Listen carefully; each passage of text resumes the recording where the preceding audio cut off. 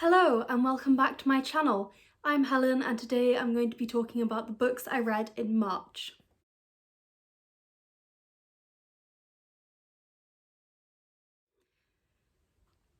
So March was not a great reading month for me. It wasn't a great month for me in general. My grandmother died very early on and we had to travel down to Wales. We stayed there for ages. I didn't get much reading done because we were dealing with a lot of stuff as a family. Then there was some more personal, I guess, issues in the family. It was quite a stressful month. I did read more than in January. I managed to read 8 books. I think a lot of these I did sort of read to escape from what was going on because it was not a great month. But yeah, I'm very happy with what I did read. None of these books were below 4 stars, which is really good, and I'm really happy with that.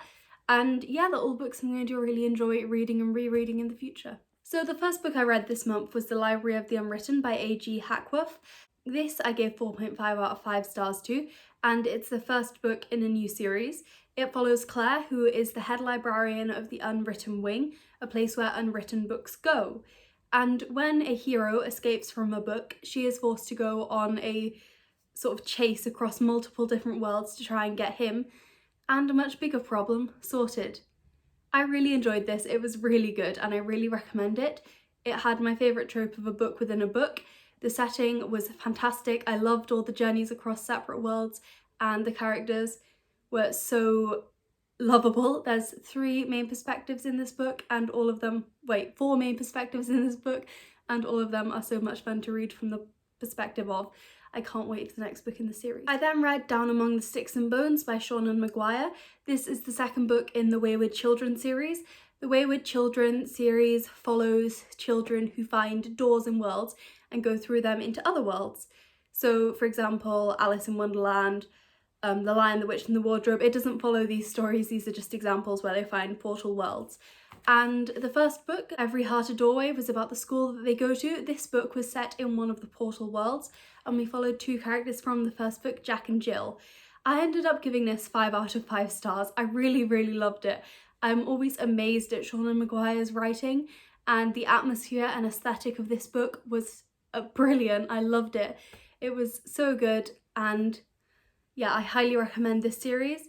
I didn't enjoy the first book as much, but this one was utterly brilliant and I cannot recommend it highly enough. The next book I read this month was Before the Devil Breaks You by Libba Bray. This is the 3rd book in the Diviners series, which is about Evie O'Neill, who goes to New York following a problem in her hometown, and each book has different ghost stories, I guess, though there's also an overlying plot. And this book is more the overlying plot than a separate ghost story. I really enjoyed it. It has lots of ghosts in. I gave it 4.5 stars out of 5. Yeah, like all the others, it's quite dark. There's lots of death. It does begin to, in Lair of Dreams, it began to talk a lot more about the rise of eugenics in the 1920s and the rise of fascism, and that continued into this book. Yes, there are certain characters in this world that I would quite happily punch. They are horrific. Other ones are amazing. I love Ling and Henry and Theta and Memphis. Evie is an interesting main character. She can be quite annoying, but I think that annoying streak does give her a special charm. But yeah, I do really recommend this series. It's really enjoyable. The world is getting more and more developed and some mysteries were answered in this book. I cannot wait to read King of Crows. The next book I read this month was a reread and that was Archer's Goon by Diana Wynne Jones. This is a middle grade, I think. We follow Howard, who is a 13-year-old, 12 or 13-year-old, and comes home one day from school to find a goon in his kitchen. And the goon demands 2,000 words from his father, Quentin Sykes. And the entire family get drawn into this riddle of who's controlling the town. They discover that 7 megalomaniac wizards are controlling it. It's great, it's so much fun, it's utterly ridiculous. I ended up giving it 4 stars. As I said, this is a reread and it's just a lot of fun. I just really enjoyed it.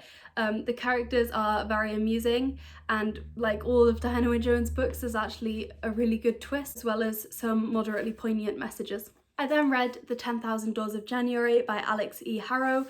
I read this for the Bookie Trials Royal Weekender and really loved it, way more than I was expecting to. I gave this 5 out of 5 stars. The 10,000 Doors of January follows a young girl called January Scala who, well, she starts off young, who one day finds a door in the middle of a scrubbed out bit of land, and she goes through it, and then we then go back to her home, which is with the mysterious Mr. Locke, a man who seems to collect interesting things, and January is one of these interesting things that he has collected. Her father is an archaeologist away overseas collecting other things for him, and he looks after her in the meantime. Then when she's 17, she finds a book in a chest, and the book tells a story of this man who is from another world, and I love this. I don't think I can say much more. I hope that was a decent synopsis. I really hope I haven't spoiled anything. It's just a beautiful book. It's beautifully written. The characters are fantastic. The themes it deals with, so it deals with the themes of racism, the problems of colonization, and how archaeologists and historians and classicists have in the past, and still do in many cases, take items from indigenous people and then go and put them in museums, or in some cases in people's houses. And yeah, it's brilliant. I really recommend this. I understand it's probably not for everyone, but I loved every single page and I loved the writing style. I cannot wait to read what else Alex E. Harrow writes. If you enjoyed The Binding or The Starless Sea, I really strongly recommend this book. I then read Sawkill Girls by Claire Legrand, and I gave this 4 stars. Sawkill Girls follows 3 girls, Val, Marion and Zoe, on the island of Sawkill, where every so often a girl vanishes. And each of these girls has trauma in their past, and each of them is dealing with things, and it kind of becomes a murder mystery slash superhero style book as they have to deal with the missing girls. And I really enjoyed it. I recommend it. It's very creepy, it's very twisted. I think I am going to try Furyborn, Claire Legrand's other book now. I'd been putting it off because I'd seen a lot of people say that they hadn't enjoyed it, but I did really enjoy Sawkill Girls and I liked the writing style, so I possibly will try that in the future. The next book I read this month was Antigone by Sophocles. This is the Don Taylor translation. Antigone is a Grecian play, and in it we follow Antigone, who buries her brother despite him being declared a traitor, and the aftermath of that. This is a very bloody play. A lot of people die. It's very short. The entire play itself is 57 pages long in this edition. However, in the last about 10 pages, I think 5 people die. So yeah, it's not happy. It's all about familial ties versus the state. There is some argument in it. Well, I'm reading at the same time some critical stuff on it, and it's talking a lot about the discussion of feminism in it. There is a lot about death and misery. I ended up giving it 4 out of 5 stars. I actually really enjoyed it. It reminded me a lot of King Lear in the themes and some of the speeches, in things like the blind man being led by his son. Obviously that's a much less major part in this than it is in King Lear, but I still found it really interesting. And yeah, I really enjoyed it, far more than I was expecting to. I loved Don Taylor's translation, and I loved a lot of the bigger speeches, especially Creon's final speech. So the final book I read in March was The Children of Jocasta by Natalie Haynes. This is a retelling of the myths of Oedipus and Antigone. These are 2 myths that fit together incredibly well, as Jocasta, Oedipus's mother and wife, and Oedipus are the parents of Antigone, Ismene, Eteocleises and Polynices. Sorry about my pronunciation of some of those names. This had alternative chapters. Half of it was about Jocasta and therefore the myth of Oedipus, and that was told from Jocasta's perspective, and the other sections were the myth of Antigone, told from Ismene's perspective. And I really enjoyed it. I gave it 4 out of 5 stars. I was a little dubious about the ending because this does not end in the way that you expect it to if you know the myths. However, the afterword did kind of explain a bit why Natalie Haynes had chosen to do it in that way, and I enjoyed the writing and the discussion of these myths so much throughout it, I decided to give it 4 stars anyway. The afterword was also fascinating. I know it was only like 4 pages long, but I just love reading Natalie Haynes's more factual writing as well as her novels.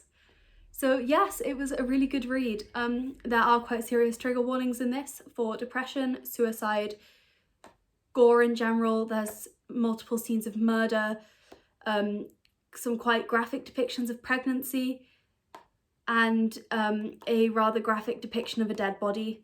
So there's also some dubious consent in certain areas when it comes to sex. There's definitely quite serious manipulation of something. There aren't really graphic depictions of sex in this, but I would keep that in mind if you were going into it. I would still recommend it. It's a really interesting look at Greek myth. I really enjoy how Natalie Haynes takes female perspectives. Sorry, I'm dropping my notebook. I really enjoy how Natalie Haynes takes female perspectives from myths and then creates entire novels from them. I loved 1,000 Ships, and this one was also really, really excellent. I really recommend her writing. So those were the 8 books I read in March. Thank you so much for watching this video. I hope you enjoyed it. If you did, please comment down below which of these books you've read or want to read, if any of them sound interesting. If you've read any of them as well, please let me know what you thought. Did your perception of it line up with mine? Was your rating anywhere similar? And yeah, I really enjoyed March's reading actually, even though March itself was a fairly terrible month. The books I read were all great. So yes, I'll see you in my next video. Thank you so much for watching this one. If you want to find me anywhere else, I'm on Twitter at catsandteabooks and Instagram on Reading with Cats and Tea. As always, I'll link my Goodreads, down below. I'll see you in my next video. Bye!